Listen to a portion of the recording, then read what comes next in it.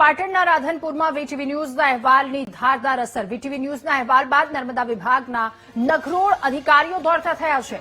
નર્મદા વિભાગના અધિકારીઓએ કેનાલની તાત્કાલિક સાફ સફાઈ શરૂ કરી. કેનાલની સફાઈ બાદ ખેડૂતોના રવિ પાક માટે સિંચાઈનું પાણી છોડવામાં આવશે. ખેતરમાં રહેલા કપાસ, એરંડા, જીરું અને રાયડો સહિતના પાકને હવે જીવનદાન મળશે. વેદનાને વાચા મળતા ખેડૂતોએ વીટીવી ન્યૂઝનો આભાર માન્યો છે. મહત્વનું છે કે વીટીવી ન્યૂઝની ટીમે રાધનપુરના પ્રેમનગર ગામમાં પહોંચી ખેડૂતોની વેદનાનો અહેવાલ પ્રસારિત કર્યો હતો. લોકો, મહિલાઓ, પુરુષો, બાળકો સાથે કાલે જે નર્મદા નિગમની ઓફિસ ઉપર જે ધરણા પ્રદર્શન છે, ઢોલ નગારા વગાડીને જે વિરોધ કરવામાં આવ્યો હતો, તેના અનુસંધાને વીટીવીએ જે અહેવાલ રજૂ કર્યો અને સરકાર સુધી અમારી રજૂઆતો પહોંચાડી અને તાત્કાલિક આજે અધિકારીઓ અને સફાઈ કામદારો આજે કેનાલની સાફ સફાઈ કરવા આવ્યા છે.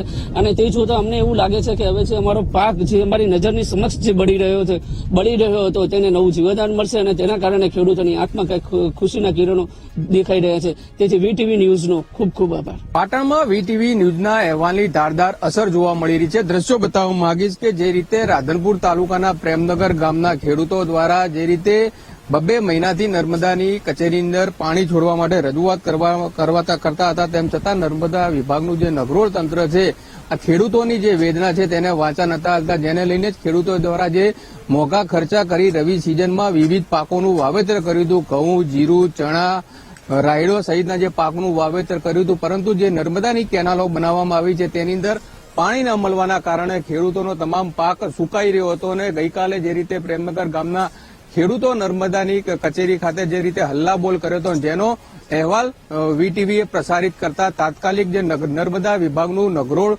તંત્ર છે તે સફાળું જાગ્યું છે અને અત્યારે પ્રેમનગર ગામે પહોંચી છે. અને જે રીતે દ્રશ્યો જોઈ શકાય છે કે અત્યારે જે રીતે પ્રેમનગર ગામની જે કેનાલ છે તે કેનાલની મરામત કરવામાં આવી રહી છે. આને લઈને જે પ્રેમનગર ગામના ખેડૂતો છે તે વીટીવી ન્યૂઝનો આભાર માની રહ્યા છે, જેનું મુખ્ય કારણ